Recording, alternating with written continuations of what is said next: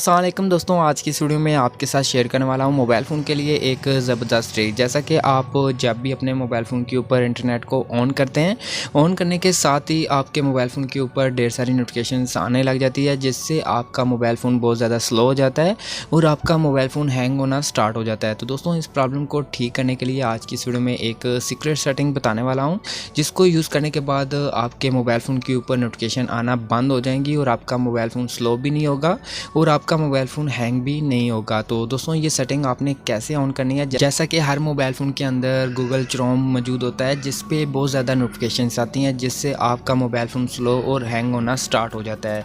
तो दोस्तों, आपने सबसे पहले अपने गूगल क्रोम को ओपन करना है। ओपन करने के बाद आपने 3 डॉट पे क्लिक करना है, उसके बाद सेटिंग पे क्लिक करना है और उसके बाद नीचे आपको ऑप्शन मिलता है नोटिफिकेशन का। आपने इसके ऊपर क्लिक करना है। जब यहाँ पे क्लिक करेंगे तो आपको एक बटन मिलता है, आपने इसके ऊपर क्लिक करके यहाँ पे जितनी भी नोटिफिकेशंस हैं उनको ऑफ कर देना है। उसके बाद आपके मोबाइल फ़ोन के ऊपर कोई भी नोटिफिकेशन नहीं आएगी और ना ही आपका मोबाइल फ़ोन स्लो होगा।